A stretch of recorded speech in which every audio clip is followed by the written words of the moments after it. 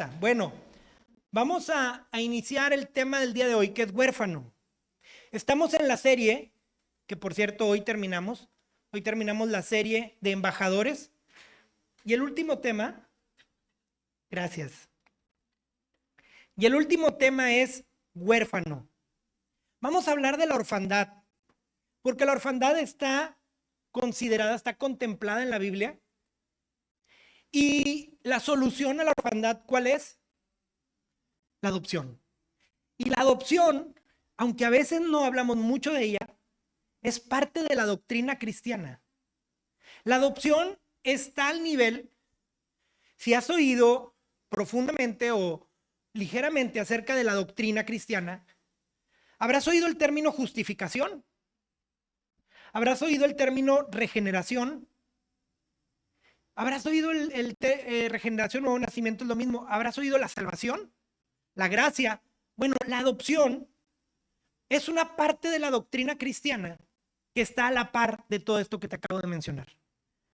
Igual de importante que la justificación, que la santificación, que la salvación. Y a veces hablamos poco de esto. El día de hoy yo te quiero hablar de la orfandad, de la posición de huérfanos en un terreno espiritual y en un terreno práctico. Y te quiero hablar de la solución, que es la adopción en un término espiritual y en un término práctico. Vamos a ir a Dios en oración. Padre, te doy gracias por este tiempo. Gracias porque has escuchado nuestra alabanza. Gracias porque sabemos, Señor, que te has agradado de ella. Recíbela, Padre. Ahora te quiero pedir que tu Santo Espíritu me use, que tu Santo Espíritu se apodere de mi entendimiento, de mis palabras, de mi voz, para poder todos juntos, Señor, recibir ese mensaje que tú has preparado para nosotros. Jesús, grandemente glorificado a través de la exposición de la palabra, y que sea siempre para ti toda la honra y toda la gloria. Amén. El término huérfano, según nuestra lengua, es dicho de una persona menor de edad a quien se le han muerto el padre y la madre o uno de los dos. Y la segunda definición es falto de algo, y especialmente de amparo. El término huérfano sí tiene que ver con lo que relacionamos de manera inmediata, que es la falta de un padre o de una madre, pero también tiene que ver con la falta de un amparo. ¿Ahora qué es el amparo? ¿Sí? Y no estoy hablando de términos legales. ¿Qué es un amparo? Es cobijo, protección, sustento, vigilancia. Es la falta de todo eso lleva a concluir que una persona está en situación de orfandad. Ahora, entendiendo este término de orfandad o de huérfano, según nuestra lengua, tiene mucho que ver con lo que vamos a ver hoy en términos espirituales, la doctrina de la adopción. Te la voy a explicar rapidito para poder entender la historia que vamos a desarrollar en un momento. La doctrina de la adopción, al salir del Edén, la humanidad quedó desamparada espiritualmente. Había un plan perfecto para la humanidad de parte de Dios. Dios se paseaba en el Edén, Dios hablaba con Adán y Eva como sus hijos, Dios estaba al tanto de ellos, habitaban en un mismo lugar como papá, tú y yo lo hacemos o lo hemos hecho con nuestros hijos. ¿Sí? Dios habitaba ahí, Dios tenía protección para esos seres vivientes, los dos primeros seres humanos. Dios iba a tener protección para la humanidad que se empezara a poblar, a desarrollar ahí en el Edén. Ahí va a estar el cobijo de Dios, ¿sí? Y entonces, cuando Adán y Eva pecan y son expulsados del Edén, quedan en un estado de orfandad. Y entonces, junto con Adán y Eva, quedan en un estado de orfandad, no solo ellos, sino la humanidad entera. Pablo dice, muchos años después, por un hombre, Adán, entró el pecado, y por otro hombre, Jesús, entró la salvación. ¿Sí? Ya no somos llamados hijos de Adán, sino somos llamados hijos de Dios por medio de Jesucristo. ¿Por qué? Porque la situación cambió. Pero regresamos al Edén, y en el Edén, con el pecado, la humanidad quedó en orfandad. La humanidad quedó condenada a muerte eterna cuando no iba a haber muerte. Cuando el humano estaba diseñado para una vida perpetua, para una vida eterna. Pero en el momento en que salen del Edén, que salen del cobijo, que salen del amparo, la humanidad queda condenada a muerte eterna. La humanidad queda sin defensa, sin protección. La humanidad queda sin guianza. Dios se ponía con Adán y Eva a platicar. Se ponía la idea de Dios de platicar, no nomás era de pasar el rato, era de instruirles, dice el Génesis, que les dio ríos para que saciaran su sed, para que se hidrataran, que les dio frutos para que se alimentaran y les dio labor. Estamos hablando de una guianza. Al quedar fuera del Edén, en la humanidad queda sin guianza y es en una de las partes del estado de orfandad y queda sin alimento. Ahora tenía que salir a buscarlo, cuando de otra manera estaba ahí a la mano de papá Dios. Ahora, dice Efesios 1:5, Dios decidió de antemano adoptarnos como miembro de su familia al acercarnos así por medio de Jesucristo. Eso es precisamente lo que él quería hacer y le dio gran gusto hacerlo. En medio de esta situación, entre el día de hoy y muchísimos años, no podemos saber cuántos del Edén, pasa algo en medio, pasa algo en donde Dios hace un cambio con el tema de la orfandad de la humanidad. Y entonces manda a Jesucristo, y Efesios 1:5, Pablo nos lo explica de esto, que él decide adoptarnos por medio de Jesús. Y esto es lo que él quería hacer y le dio un gran gusto hacerlo. Esto fue la adopción. De manera legal, por medio de Jesucristo, él nos adoptó. Ahora, este Efesios 1:5 a lo mejor ahorita queda medio en el aire, pero te voy a explicar un poco del contexto, de lo que sucedía cuando Pablo escribió Efesios 1:5. Cuando Pablo escribe Efesios 1:5, vivía bajo el régimen de Roma, bajo el gobierno romano. En ese entonces, la adopción tenía una connotación muy diferente a lo que tiene al día de hoy. El padre legal de una persona, además de ser padre como lo conocemos el día de hoy, era un amo del hijo. El padre, si era bueno, le daba una buena vida al hijo. Pero si el padre era malo, podía legalmente convertir al hijo en su esclavo y ponerle funciones de esclavo. Incluso cuando el hijo fuera de adulto, incluso aunque el hijo tuviera posiciones de autoridad en el gobierno, el padre, mientras existiera, era el amo de ese hijo. Ahora, el padre también tenía que ofrecerle los beneficios. Automáticamente, cuando el padre moría, le heredaba de manera automática todo lo que tenía a ese hijo o a esos hijos. Ahora, para llevar a cabo el proceso de adopción, en ese entonces, había que pagar. ¿Sí?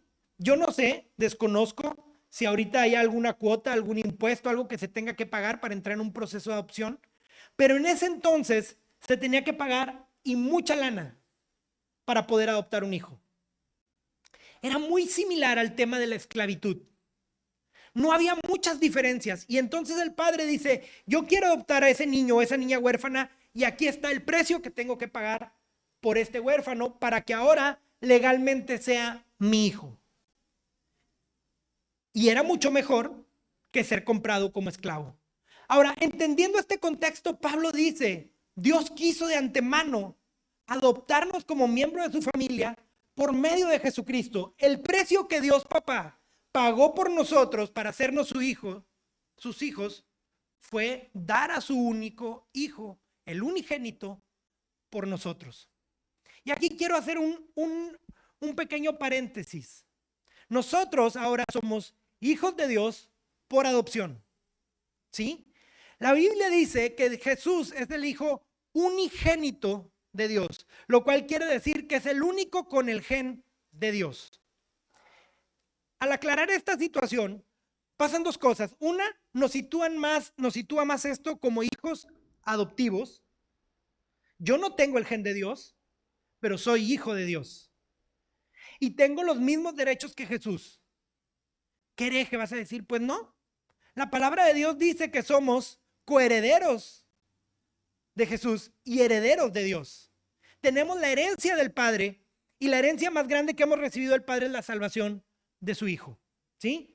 Ahora, ese es en un punto. En un segundo punto, esto nos hace ver algo y nos revela algo muy interesante y nos hace estar alertas con ciertas doctrinas o enseñanzas que andan por ahí de que nosotros somos pequeños dioses. ¿Sí? Nosotros no somos pequeños dioses. Nosotros no tenemos el gen del Padre. No somos diositos. No somos jehovacitos. De ninguna manera esa es una herejía si la has oído y yo te la quiero compartir el día de hoy porque no somos unigénitos, somos hijos adoptivos. El unigénito es Jesús. Ahora, continuando un poquito con la doctrina de la adopción para entrar de lleno a la historia del día de hoy, Dios hace un trámite legal para adoptarnos como hijos y lo veíamos en Efesios 1:5. Y al hacer este trámite legal y adoptarnos como hijos, nos quita la condenación de la muerte eterna. Nos justifica, esto es, nos defiende. Nos justifica ante el Padre Jesús. Nos presentamos delante de Dios limpios. La justificación no es otra cosa que Jesús en nuestro lugar. La justificación no es otra cosa más que cuando yo estoy completamente sucio y en pecado y me presento delante del Padre, puedo entrar confiadamente, como dice Hebreos, porque el Padre al voltearme a ver, no me ve a mí, sino ve a Jesús. Esa es justificación. Me justifica. Estoy justificado mediante Jesús. Y esa justificación la obtengo con uno de muchos beneficios de ser un hijo adoptivo de Dios. ¿Sí? Otra, nos guía. Nos ha dado a su Espíritu Santo para que nos guíe a toda verdad y a toda justicia. Ya no somos huérfanos que andamos en la calle sin la guía de un padre que nos diga por aquí o de una madre que nos diga por acá, detente, esto es peligroso, cuidado. Ahora tenemos al Espíritu Santo que nos guía a toda verdad y a toda justicia y nos alimenta. Nos ha dado su palabra para darnos alimento. Esto es la doctrina de la adopción, ¿sí? Que viene cuando nacemos de nuevo, cuando regeneramos nuestro corazón y decimos, quiero ser una persona nueva delante de Dios. Inmediatamente viene la justificación y paralelo a la justificación viene lo que es la adopción en la familia de Dios. Quiero con esto dejar claro una cosa. La adopción, familia, es una posición. Quiero que lo tengamos bien claro. La adopción es una posición. El término adoptar o adopción en la Biblia tiene que ver con colocar en una familia, muy parecido a lo que es ahora. Yo quiero dejar esto bien claro porque tu posición en el reino de Dios, antes de cualquier otra cosa, es la de hijo.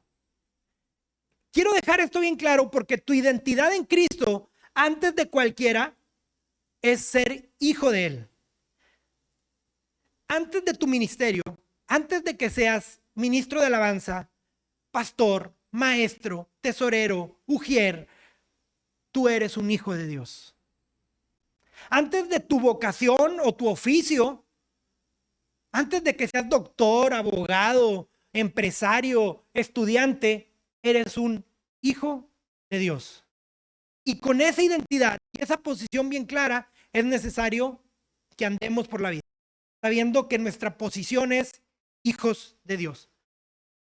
Ahora sí me gustaría que nos fuéramos a Esther capítulo 2. Hoy te voy a hablar de un personajazo y no es Esther. Para los que les gusta mucho la reina Esther, pues no te voy a hablar de Esther. Hoy te voy a hablar de Mardoqueo. Hoy te quiero hablar de un hombre llamado Mardoqueo. Hoy te quiero hablar de un hombre llamado Mardoqueo que era judío y que en ese entonces el pueblo de Israel había sido desterrado y había sido llevado cautivo a otra nación. Y Mardoqueo estaba cautivo en otra nación. Mardoqueo trabajaba como empleado del reino de esa nación, de un rey llamado Asuero. Mardoqueo era un tipo común y corriente como tú y como yo. Van a decir, común y corriente, van a decir, ¿verdad? era un tipo convencional. No era rico, no tenía un nombre sobresaliente, tenía su familia, era migrante, vivía en un país que no era el suyo y obligado. Y normalmente la gente de ese entonces que había sido expatriada por cuestiones de conquista, por cuestiones de imposición, como era el caso de Israel, no tenía una buena posición económica. Tenían los peores trabajos, sufrían abusos, sufrían discriminación. Este era el caso de Mardoqueo. Y nos dice la Biblia que Mardoqueo tenía una prima menor. Y esa prima menor se quedó huérfana. Se murió papá y se murió mamá. Y Mardoqueo la adopta legalmente y la hace parte de su familia. Dice el versículo 7, Mardoqueo tenía una prima llamada Hadasá. Esta joven, también conocida como Esther, a quien había criado porque era huérfana de padre y madre, tenía una figura atractiva y era muy hermosa. Al morir sus padres, Mardoqueo la adoptó como su hija. Y vemos al buen Mardoqueo, qué buena onda. Adopta a Mardoqueo a Esther y la trata como su hija. Yo me quiero imaginar que ya no lo vio como el primo mayor, sino lo vio como papá. Y cuando dice la Biblia que la trata como hija, es porque le dio trato, beneficios de hija, responsabilidades de hija, e incluso en el desarrollo de la historia vemos una relación de padre e hija. Entonces la historia, muchos ya se la saben, el buen rey Asuero hizo una fiesta enorme, se enojó con su mujer le desobedeció, el rey Asuero le manda a llamar a sus consejeros, les dice, ¿qué hacemos con la reina que anda en rebeldía? Y le dice, pues, funala, vámonos. Hay un hombre, un consejero que le dice, si no pones el ejemplo, dije como argentino, si no pones el ejemplo, entonces todas las mujeres del reino se le van a revelar a sus esposos. Quítala de reina y convoca para que haya una nueva reina. Y entonces quitan a esta reina y convocan a que el pueblo tenga una nueva reina. Y Mardoqueo, que trabajaba, que era empleado de los últimos niveles, escucha. Ya saben cómo son los chismes en la oficina. Y escucha que van a hacer una convocatoria para una nueva reina. Y se le ocurre algo. Yo tengo una hija que es muy bella y es muy atractiva. Y yo quiero creer que no nomás era lo bella y estaba bien mensa, no. Que aparte, Mardoqueo inmediatamente la candidateó porque era bien abusada. Porque estaba bien bonita, pero aparte era bien inteligente y había sido educada con conocimientos, con escuela, con valores, con buenos principios. Y dice, mi hija califica. Y entonces va con su hija, ya no lo podemos llamar su prima, va con su hija y le dice, ¿qué crees, hija? Pues hay una convocatoria. Y puede ser la nueva María Mercedes. Puedes pasar de ser una plebeya a ser la mera mera. La dueña de las quincenas del Asuero. Y entonces Esther se prepara, acepta el reto, la historia ya la conocemos. Asuero queda sorprendidísimo. Pero cuando dice, preparen doncellas y vírgenes para que se haga la convocatoria y el rey pueda escoger a la nueva reina, el término doncella, iglesia, habla de una hija de casa. El doncella habla a alguien que ha tenido educación, alguien que ha tenido principios, alguien que tiene un nombre. Alguien que no es una bastarda, discúlpenme la expresión, alguien que tiene quien responda por ella. Ese es el término doncella. ¿Te imaginas la vida? Hasta aquí quiero hacer una pausa. La vida de Esther, si Mardoqueo no la adopta. A pesar de su belleza y a pesar del buen corazón que Esther hubiera podido tener, Esther no hubiera podido calificar para el puesto, no hubiera podido calificar para esa convocatoria, porque entonces ya no sería una doncella, hubiera sido una muchacha de la calle. Hubiera sido alguien sin nombre, sin valor, que muy probablemente se hubiera dedicado a la prostitución, porque en ese entonces las mujeres que estaban sin amparo, desvalidas económicamente, sin una figura masculina que viera por ellas, estaban condenadas a vivir de la prostitución. Mira el cambio tan grande que tuvo Esther a causa del buen corazón y de la decisión de Mardoqueo. Esther se convierte en reina. Después hay un complot de ahí para matar a los judíos que vivían ahí. Mardoqueo, que seguía siendo un empleado de último nivel, de última línea, le manda una carta a la reina, a su hija Esther, porque ni siquiera ya tenía acceso a ella. Y le manda a decir, tal vez Esther, para esto llegaste.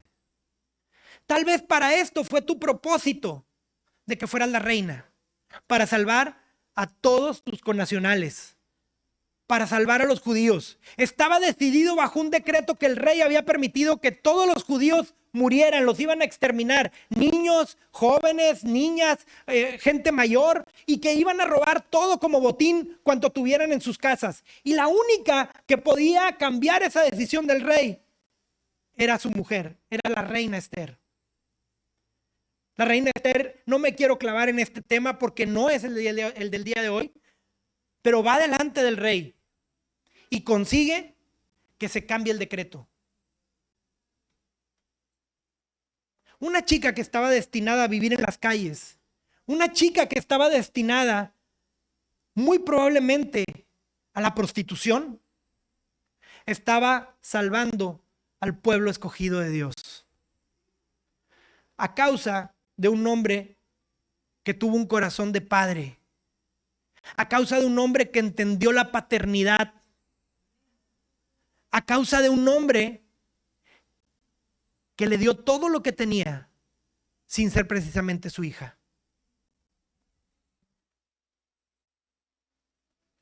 Iglesia, nosotros estábamos destinados a ser personas espiritualmente de la calle. Estábamos destinados a no tener nombre. Estábamos destinados a la miseria espiritual. Estábamos destinados a la muerte eterna. Pero gracias al corazón de nuestro papá Dios, el mejor papá del mundo, pagó el precio a través de su hijo. Y el día de hoy, igual que la reina Esther, podemos habitar en un palacio. El día de hoy nos podemos sentar a la mesa del rey a comer. Dice la escritura y dice la historia de Esther, que cuando Esther entró al palacio, lo primero que se hizo con ella, lo primero, le cambiaron sus ropas. Le dieron una nueva dieta, así dice la palabra. Le dieron una nueva alimentación. Cuando nosotros entramos a la familia de Dios, la dieta espiritual cambia. Y es donde tenemos que valorar la palabra de Dios y se nos empieza a dar un alimento diferente. Se nos dan nuevas vestiduras. Se nos visten, como dice la palabra, lo que ahora somos, reyes y sacerdotes. Cambia nuestra vida completamente. Gracias al corazón adoptivo de Papá Dios. Dice Gálatas 4, 6 y 7. Ustedes ya no son hijos. Dios ha enviado a nuestros corazones el espíritu de su Hijo.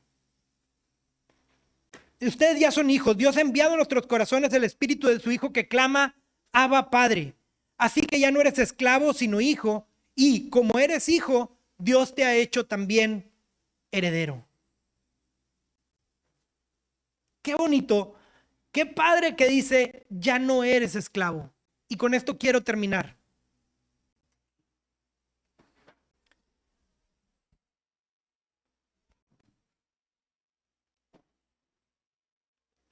Dejando en claro dos cosas, iglesia. La primera, nuestra posición.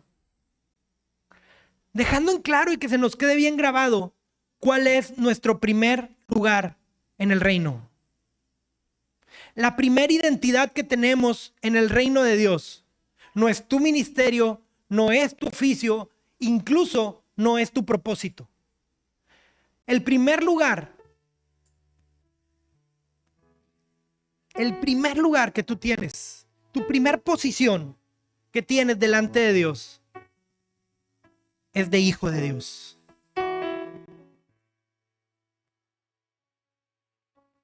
Es importante que el día de hoy aprendamos esto, porque tiene que ver con lo segundo que vimos.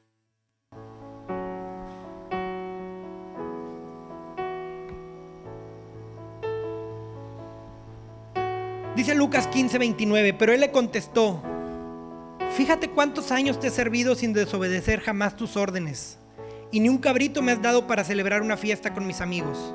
Pero ahora llega este hijo tuyo que ha despilfarrado toda tu fortuna con prostitutas, y tú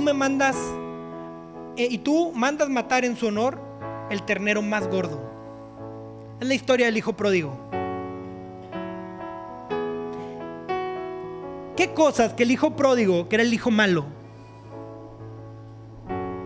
abusó de su posición de hijo? Sin embargo, siempre se consideró hijo. Tan se consideró hijo que pidió la herencia por adelantado.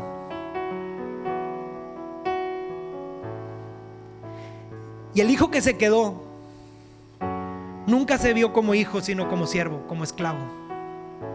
Le dice: yo te he trabajado fielmente. Hay una versión que dice: yo he sido tu siervo fielmente y a mí nunca me has dado nada. Pero nunca le pidió nada al Padre. Iglesia, sí somos siervos de Dios por agradecimiento y por una segunda, tercera o cuarta función que tenemos en el reino. Pero nuestra primer posición en el reino de Dios es ser hijos de Dios. Yo quiero que el día de hoy el Espíritu Santo te convenza de esto. Esa es tu identidad en el reino. Soy el hijo de Dios.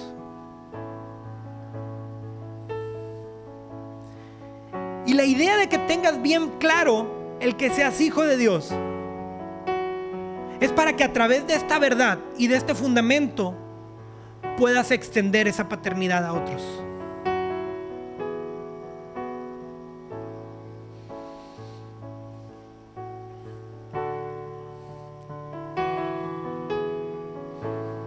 El tema de la adopción en México es muy difícil, todos lo sabemos. Y es una gran responsabilidad.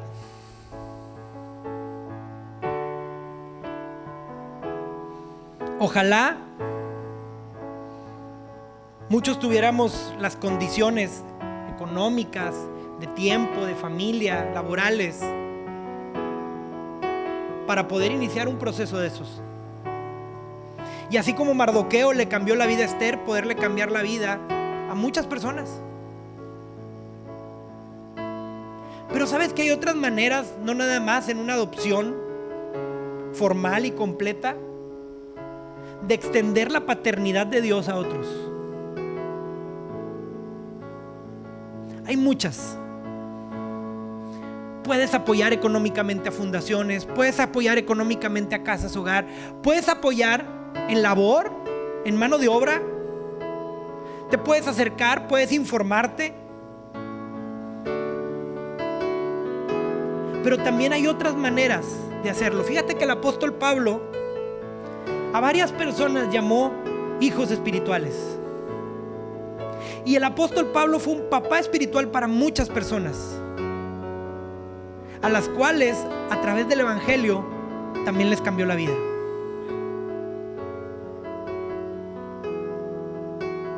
Aquí en la iglesia hay gente que necesita paternidad espiritual.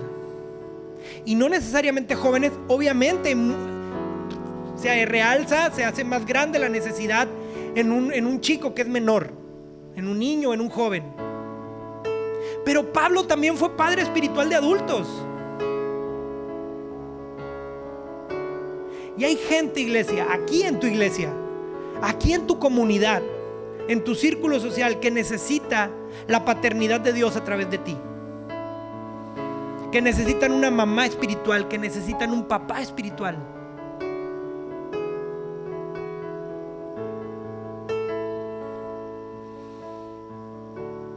Que necesitan el abrazo de un papá. Jóvenes que necesitan el consejo de un papá. Jóvenes que necesitan oír un estoy orgulloso de ti.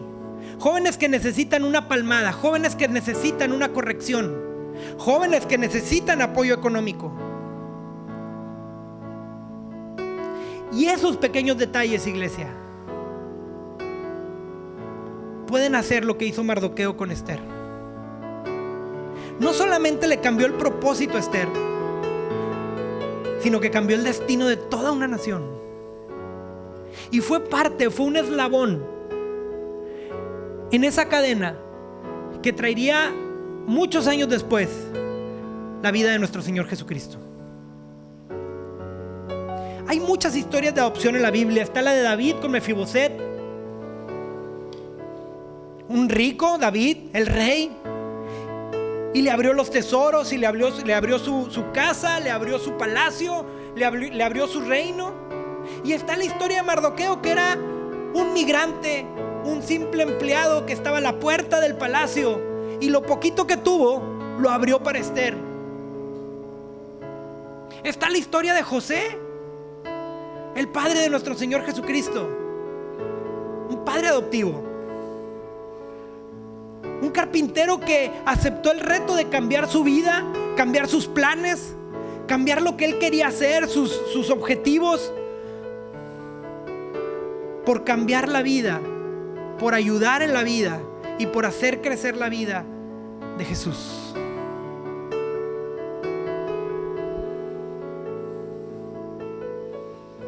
Necesitamos pedirle al Señor que nos dé un corazón paternal, un corazón maternal espiritualmente.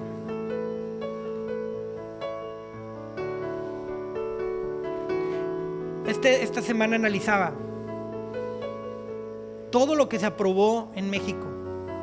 El tema del aborto aquí en Quintana Roo. El último estado que faltaba para los matrimonios igualitarios, que era Tamaulipas, ya lo aprobó. Ya las 32 entidades federativas lo aprobaron. Ya hubo un matrimonio legal poliamoroso en Aguascalientes, si mal no recuerdo.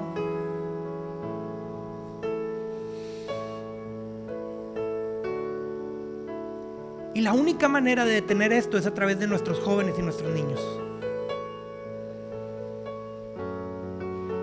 En ellos, los adultos de mañana, los líderes de mañana. Y muchos de esos jóvenes y de esos niños no tienen un papá, no tienen un guía. Y eso que está viviendo el país el día de hoy, lo van a empezar a ver normal. Porque no hay ahí un papá, una mamá, que les enseñe con la palabra que eso no es lo correcto. ¿Y dónde están esos papás y esas mamás? Aquí estamos. Iglesia, te voy a decir algo por experiencia, te lo digo. Es muy bonito ser un papá espiritual. Y como testimonio te lo digo, mi esposa y yo como pastores de jóvenes hemos aprendido mucho en este ministerio. Y nos hemos propuesto algo desde hace tiempo. Que ninguno de nuestros muchachos del grupo va a dejar de estudiar por cuestiones económicas. Tal vez no en una privada, tal vez en una escuela pública. Pero si no tienen para los gastos, vamos a ver cómo le hacemos. Ya que si quieren dejar de estudiar por cabezones, pues bueno, ya es otro boleto. Haz algo en tu corazón. Comprométete en algo con este tema de la paternidad. Yo te voy a invitar a que te pongas de pie.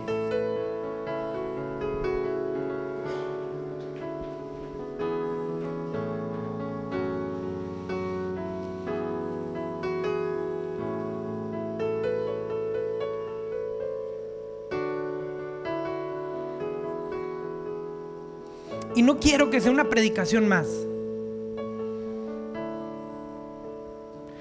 Tú puedes decir, ¿y eso a mí qué el día de hoy? Mucho tengo con mis hijos, que no se les quita la costumbre de comer 3 veces al día.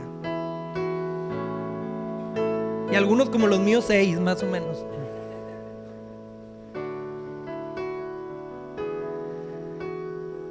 Pero tiene que ver mucho, iglesia. El tema de la orfandad parcial, total, está llevando a los países al colapso.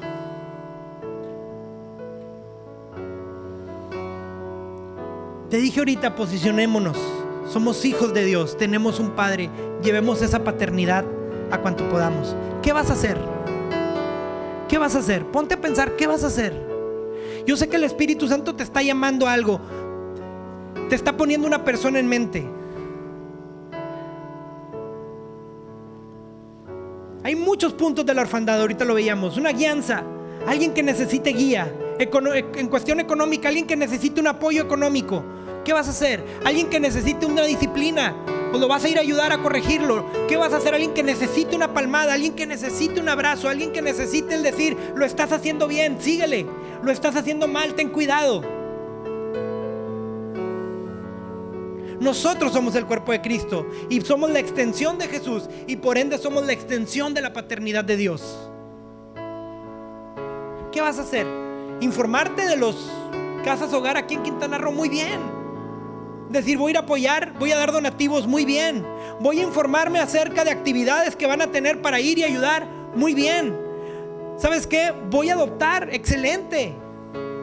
Voy a hacer un hogar temporal mientras se encuentran los niños una adopción completa, excelente.